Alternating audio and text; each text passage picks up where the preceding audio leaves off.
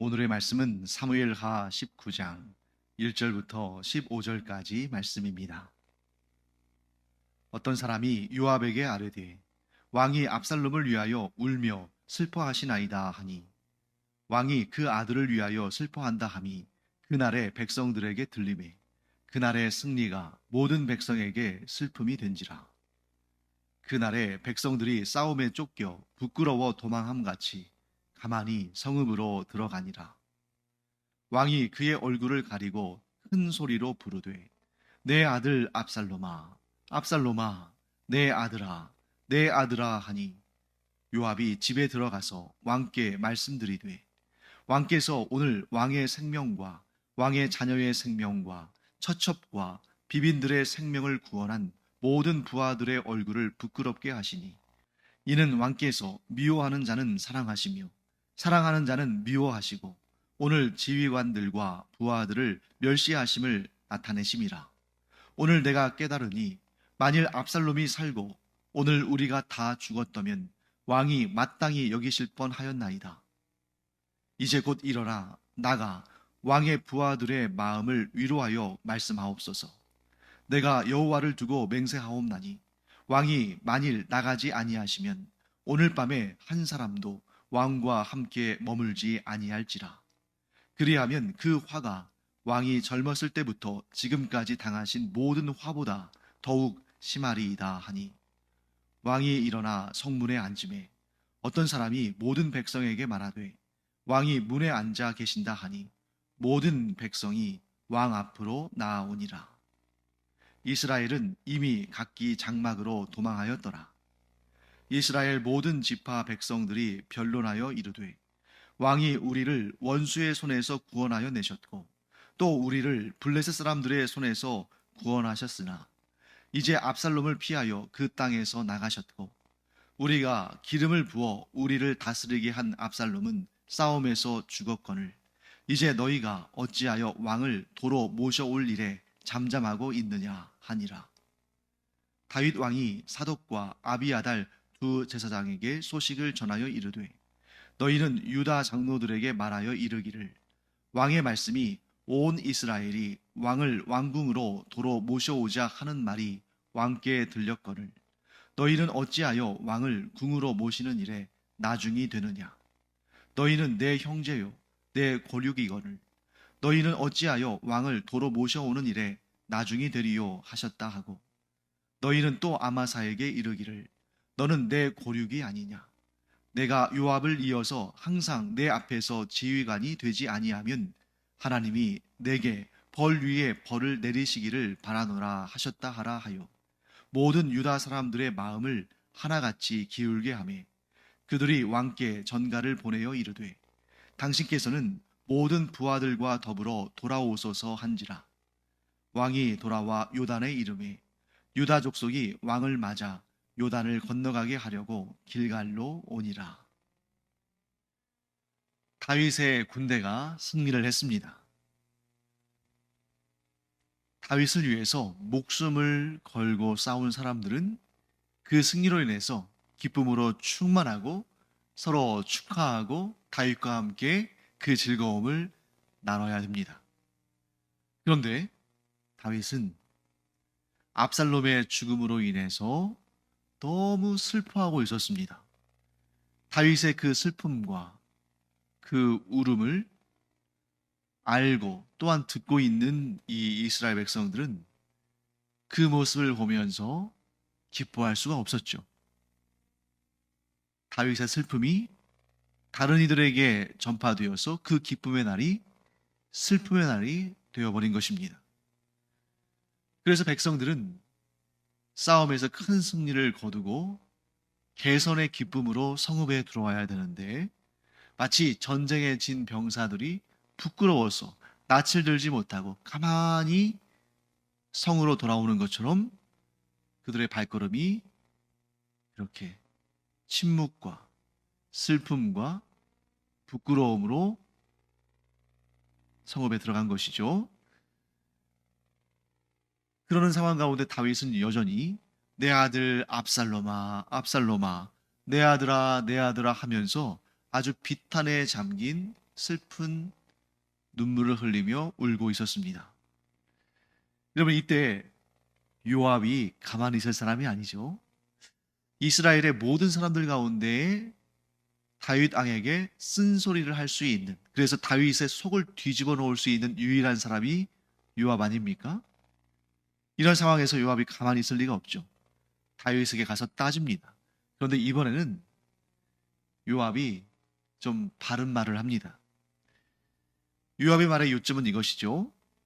왕은 왕을 미워한 사람은 사랑하고 왕을 사랑하는 사람은 미워하십니까? 자, 왕을 미워한 사람은 누구였어요? 압살롬이죠. 압살롬은 왕을 미워해서 아들인데도 아버지를 향해서 반역을 도모하고 아버지 다윗을 죽이려 했는데 그런 아들은 사랑하고 다윗을 위해서 목숨을 내걸고 싸운, 즉 다윗을 참으로 사랑하는 이 백성들은 미워하십니까? 하고 아주 이빠른 소리를 합니다. 그리고 이렇게까지 말하죠. 왕이시여, 만일 오늘 압살롬이 살고 우리가 다 죽었다면 왕이 오히려 이를 마땅히 여기고 기뻐하실 거 아닙니까? 정말 그럴 거 아니었습니까? 하고 따져 묻습니다. 사실 요압의 이 말은 100% 옳은 말은 아니죠. 왜냐하면 압살롬이 살고 다윗을 위해 목숨을 걸고 싸운 사람들이 다 죽었다면 그때도 다윗은 슬퍼하며 울었을 겁니다. 단지 지금 다윗은 기쁨의 감정이 없는 것은 아니에요. 왜냐하면 반역을 진압했고 자기를 위해 목숨을 걸고 싸운 군사들이 승리했으니까 기쁜 마음이 없는 것이 아닙니다. 그런데 지금은 뭐가 문제냐면 압살롬을 잃은 슬픔이 반역을 진압하는 데 성공했다는 기쁨보다 더 크다 보니까 슬픔만 표현되고 있는 것이죠. 바로 여기에 문제가 있습니다. 슬픔이 기쁨보다 앞서면, 자신의 슬픔을 기쁨보다 앞세우면 문제가 생긴다는 거예요. 자, 질문을 하나 해보겠습니다.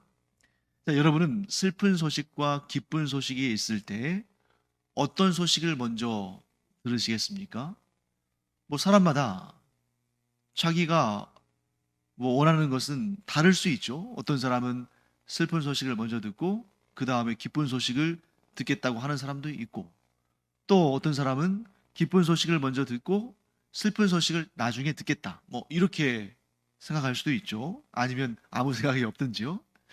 그런데 저는 저 개인적으로 묻는다면 기쁜 소식을 먼저 듣고 그 다음에 슬픈 소식을 듣겠다고 말할 것 같습니다. 물론 항상 그런 건 아니겠지만 이제 보통 일반적으로. 왜냐하면 슬픈 소식을 먼저 들으면 기쁜 소식이 좀 위로가 될 수는 있지만 그 기쁨을 온전히 누릴 수는 없죠.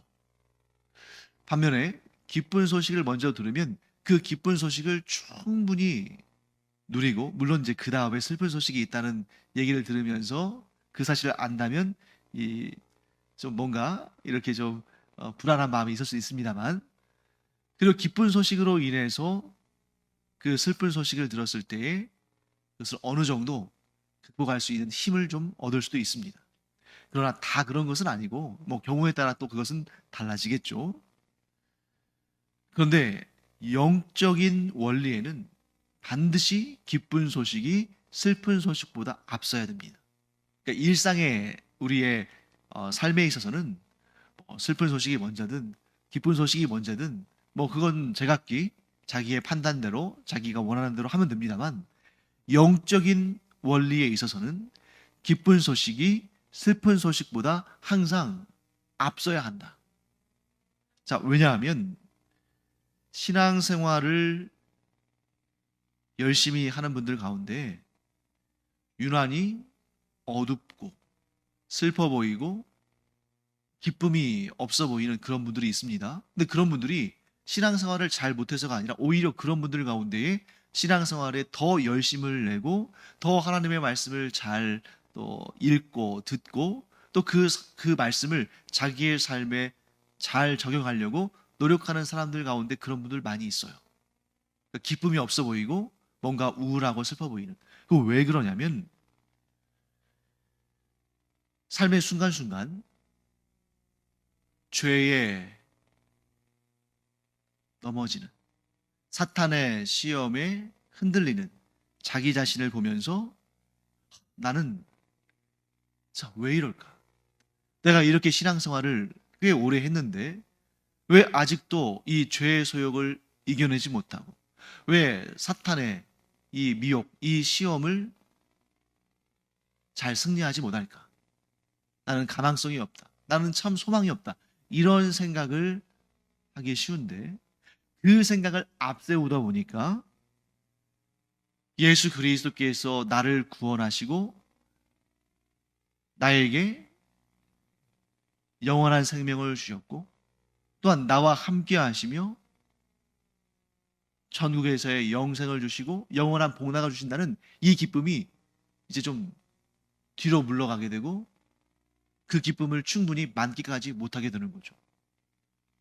어째서요? 슬픔이 앞에 있으니까, 슬픔을 앞세우니까, 자기 자신의 그 연약함, 부족함, 죄에 자주 넘어지는 것, 사탄의 시험을 강하게 물리치고 승리하지 못하는 그런 자신의 연약함을 앞세우니까, 그리스도의 능력을 앞세우고 그리스도의 사역을 앞세우고 그리스도의 은총과 은혜를 앞세우면 비록 내 자신이 죄에 자주 쓰러지고 사탄의 시험에 걸려 넘어지고 그런 좀 이 거룩한 삶의 그 성장과 성숙이 더디고 그렇다 할지라도, 그리스도를 앞세우면 그리스도를 통하여서 소망을 얻고 고난 가운데서도, 좌절할 만한 그런 상황 가운데서도 자신의 그 연약한 모습을 보면서도 내 힘이 아니라 주님의 능력으로 나는 승리할 것이다 하는 그런 마음으로 기쁨을 누리면서 그 기쁨으로 슬픈 내 모습을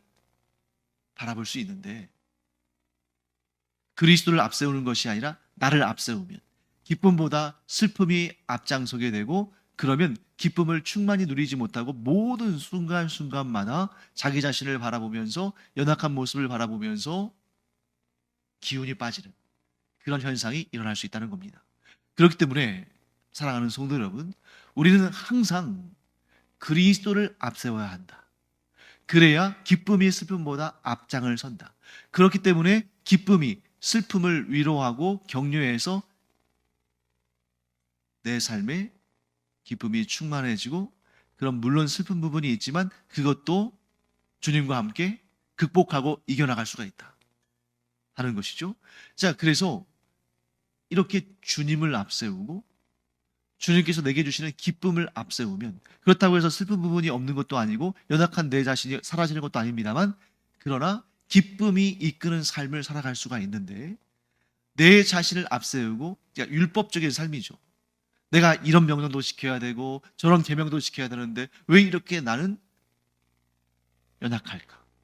왜 이렇게 주님의 말씀에 온전히 반응하지 못할까? 이런 자기 자신을 바라보면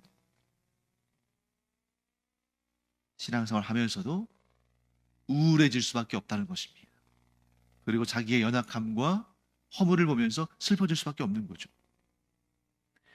다윗이 자신을 위해서 목숨을 걸고 싸운 사람들이 거둔 승리에 대한 기쁨보다 자신의 아들 압살롬의 죽음에 대한 슬픔을 먼저 생각하고 앞세우고, 그것이 자신의 감정을 이끌다 보니까 기뻐해야 할 때 기뻐하지 못한 것입니다. 그런데 이것의 더 큰 문제는 뭐냐면, 내가 기뻐해야 할 때 기뻐하지 못하고 계속해서 슬픔 가운데 놓여 있으면 우리의 존재는 상호작용을 하는, 인간 관계를 맺는 그러한 존재이기 때문에 나의 슬픔과 나의 낙심과 나의 우울함이 전파되고 전염되고 나도 모르는 사이에 상대방에게 영향을 미친다는 거죠. 자, 그런 모습을 보면서 이제 요압이 다윗에게 이렇게 말합니다. 만일 왕이 계속 이렇게 슬퍼하고 있으면 오늘 밤에 왕의 곁에 남아있을 사람이 아무도 없을 것이다. 그렇게 되면 왕이 젊은 시절부터 지금까지 당한 모든 어려움보다 앞으로 더 큰 어려움을 겪게 될 것이다. 아주 요압이 여기에서는 좀 이빠른 말, 정확한 말을 하고 있습니다. 무엇이든지 부정적으로 바라보고 기쁨보다 슬픔을 앞세우고 늘 우울하고 늘 자존감이 상실해 있으면 죄송한 말입니다만 곁에 남아있을 사람이 없습니다. 왜? 그 감정이 전달되어서 나도 그런 감정을 느끼게 되거든요. 그러니까 이제 사람들이 처음에는 좀 위로하고 격려하고 뭐 좀 곁에 있어주고 하겠지만 계속해서 이러한 패턴이 반복되면 나 자신도 너무 힘드니까 점점 멀리하게 되는 거예요. 그건 어쩔 수 없는 겁니다. 아무리 인내력이 있고 아무리 잘 찾는 사람도 좋아할 사람이 없어요. 사랑하는 성도 여러분, 인간관계는 거울과 같습니다. 그래서 내가 찡그리면 상대방도 찡그리게 되어 있고 내가 슬프면 상대방도 슬프게 되어 있어요. 그런데 그 사람이 그런 슬픈 모습을 원치 않는다면 떠날 수밖에 없는 거죠. 나에게서 떠나는 겁니다. 사랑하는 성도 여러분, 우리가 이걸 어떻게 극복할 수 있을까? 꼭 기억하십시오. 나 자신을 앞세우면 슬플 수밖에 없다. 나 자신을 앞세우면 우울할 수밖에 없다. 왜? 그것이 우리의 본질이거든요. 그러나 우리 그리스도인은 아주 귀한 복음을 가지고 있죠. 우리가 내가 이끄는 삶이 아니라 주님께서 이끄시는 삶, 즉 나를 앞세우던 삶에서 주님을 앞세우면 주님께서 내게 행하신 그 놀라운 능력과 권세와 은혜와 은총과 사랑을 기억할 때 나 같은 죄인, 나같이 그런 은혜를 받을 만한 가치가 없는 자를,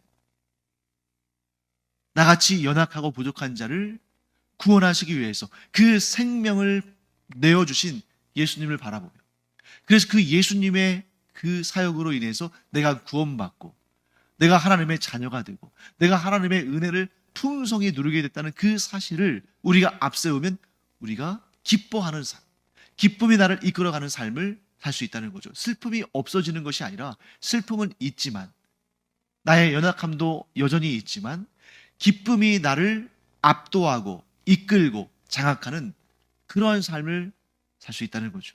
그래서 우리가 그렇게 밝은 모습, 기쁨으로 가득 찬 모습, 행복한 모습, 그런 것들을 주님을 향해 주님으로 인해 갖게 되면 그때부터는 우리 주변에 사람들이 모이기 시작하는 거죠. 왜? 그런 것들을 함께 나누게 되니까. 기쁨을 함께 나누고 감사를 함께 나누고 행복을 함께 나누니까. 그래서 내 주변에 사람들이 없다. 내 주변에 나를 위로하는 사람도 없고 나를 격려하는 사람도 없고 나를 기쁘게 하는 사람도 없다. 그 사람들에게서 원인을 찾지 말고 그 원인을 나에게서 찾아야 된다. 그러면 그 원인을 어떻게 분석할 수 있습니까? 과연 내가 나를 앞세우는 사람인가? 예수 그리스도를 앞세우는 사람인가? 주님께서 주신 기쁨이 나를 이끌어가는가? 아니면 나 자신의 연약함에 대한 슬픔과 우울함이 나를 이끌어가는가? 여기에 우리의 인간관계의 모든 것이 드러날 것입니다. 사랑하는 성도 여러분, 나를 앞세우는 것이 아니라 주님을 앞세우고 나의 부족함과 연약함으로 인한 슬픔과 낙심이 나를 이끌어가는 것이 아니라 내가 아닌 나를 가장 복되게 하시는 예수 그리스도, 나의 소망이시요 나의 기쁨이시요 나의 영광이신 주님께서 나를 이끌어 가신다는 그 사실을 우리가 늘 믿음으로 고백하고 내 자신을 쳐서 주님께 복종시키는 그런 우리가 되기를 간절히 축원합니다. 자, 이제 압살롬이 죽었으니까 이제 남은 일은 뭡니까? 다윗이 예루살렘으로 복귀해서 그 왕좌에 다시 앉는 일이죠. 이 일을 두고 유다 지파와 유다 지파를 제외한 나머지 이스라엘 지파들의 반응이 좀 달랐습니다. 유다 지파를 제외한 나머지 이스라엘 지파들은 좀 적극적이었어요. 우리가 비록 압살롬의 편에 섰지만 그러나 다윗이야말로 우리를 구원하고 우리와 함께한 진정한 우리의 왕이 아니냐. 그러니 우리가 그를 빨리 모셔오자. 이렇게 좀 단순하게 반응했어요. 반면에 유다 지파의 마음은 훨씬 복잡했습니다. 왜 그러냐면 압살롬이 유다 지파의 지경에 있는 헤브론에서 반역을 일으켰는데 누구보다 그 유다 지파 사람들이 압살롬을 더 적극적으로 지원했다는 거죠. 거기다가 다윗도 유다 지파 아닙니까? 그러니까 다른 지파가 다윗을 반역했다면 뭐 그럴 수 있겠다 싶은데 다윗과 같은 지파인 유다 지파가 다윗에 대해서 반역을 도모했고 그것도 다른 어떤 지파보다 더 열심히 압살롬을 지원했습니다. 그러니 다윗을 볼 면목이 없겠죠. 그러니 다른 지파들과는 달리 다윗을 다시 예루살렘으로 모셔드리는 그 일에 소극적으로 뭐 면목이 없으니까 그렇게 반응할 수밖에 없었는데 그들의 마음을 다윗이 잘 알고 있었습니다. 두 가지 다윗의 반응이 있을 수 있겠죠. 첫째는 복수하는 것, 안갚음하는 것, 처절하게 응징하는 것. 두 번째는 끌어안는 것. 자, 이 두 가지 중에 다윗이 선택한 것은 무엇입니까? 끌어안음으로, 즉 포용함으로 그들의 마음을 얻는 것이었습니다. 그래서 다윗이 사독과 아비아달 두 제사장에게 그 두 제사장을 통해서 전가를 보냅니다. 유다의 장로들에게 너희는 나와 고육이 아니냐, 즉 같은 지파 한 핏줄 아니냐. 그런데 너희가 다른 이스라엘 지파들보다 나를 이스라엘 그 왕으로 다시 옹립하는, 즉 예루살렘으로 모시는 그 일에 너희가 더 앞장서야 되는 거 아니냐. 그러니까 미리 이렇게 그들에게 이렇게 말을 하는 거죠. 왜요? 민망하니까 그들이 볼 염치가 없으니까, 다윗을 볼 염치가 없는 그들에게 야 너희들 나와 한 핏줄 아니냐. 그러니 너희가 먼저 나를 누구보다 예루살렘으로 복귀하는데 힘써야 되는 거 아니냐. 확 이렇게 탁 터놓고 말하니까 그들을 끌어안은 거죠. 그러니까 그들이 이제 기쁜 마음으로, 연목은 좀 없지만 왕이 넓은 마음을 가졌으니까 감사한 마음을 가지고 다윗을 예루살렘으로 모시는 그 일에 앞장을 서게 됩니다. 거기에 또 한 명이 등장하죠. 아마사. 이 아마사는 다윗에게 있어서는 조카뻘인데 그가 압살롬의 군대 장관이 되어가지고 압살롬의 반역을 진두지휘했죠. 그러니까 그가 얼마나 지금 두렵겠습니까? 야, 다윗이 예루살렘에 복귀하면 나는 죽은 목숨이구나 했을 텐데 도리어 다윗이 뭐라고 하냐면 내가 너를 요압을 대신하여 이스라엘의 군 사령관으로 삼겠다. 아마 여기에서 요압을 대신하여, 요압의 뒤를 이어, 이런 표현은 요압에 대한 다윗의 그 좋지 않은 마음이 좀 반영된 것 같아요. 왜냐하면 요압은 다윗의 군대 장관이긴 했습니다만 다윗의 간절한 요청을 들었음에도 불구하고 압살롬을 직접 죽였잖아요. 그러니까 지금 아마사를 등용하는 이유는 그를 품어주는 것뿐만 아니라, 그를 품어줌으로 말미암아, 아마사를 품어줌으로 말미암아 아마사 휘하에 있던 군사들도 전부 다윗의 편이 되겠죠.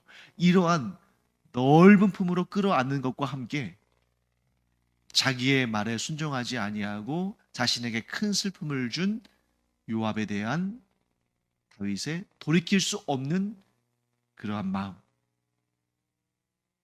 그 이후로 이제 다윗과 요압은 이제 건널 수 없는 강을 건너게 된 거죠. 사랑하는 성도 여러분, 우리가 여기에서 아주 중요한 부분을 깨닫게 됩니다. 화해와 화합은 넓은 마음으로 품어주는 것으로부터 시작이 된다. 다윗이 유다 지파와, 면목이 없는 유다 지파와 지금 나는 이제 죽었구나 싶은 마음을 가지고 있는 아마사를 품어줌으로써 그들의 마음을 얻고 이스라엘이 다시 하나가 되는 일에 아주 좋은 계기를 마련합니다. 사랑하는 성도 여러분, 우리가 하나가 되고 화해하고 화평을 이루고 화합하는 데는 노력이 필요한데, 그것은 우리의 마음을 넓게 하는 노력을 해야 한다.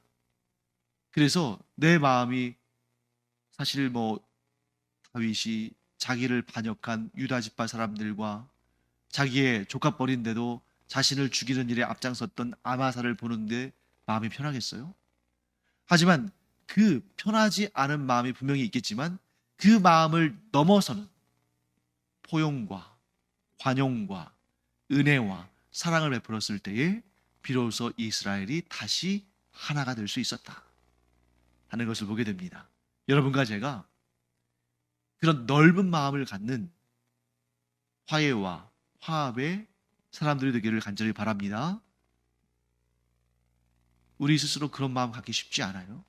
하지만 예수 그리스도, 곧 넓은 마음으로 나 같은 죄인도 품어주시고 나에게 구원을 베푸신 그 예수님의 마음을 닮아감으로 우리가 평화의 사도, 평화의 일꾼, 평화의 그리스도인들이 되기를 간절히 축원합니다.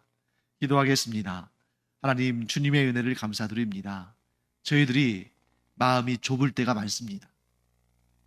그러나 예수님을 닮아야 하는 저희들, 이제 그런 한계에서 벗어나서 마음을 넓게 쓰고 품어주고 포용하고 끌어안음으로 분열과 다툼이 화해와 화평이 되는 그러한 현장의 주역이 되게 하여 주시옵소서.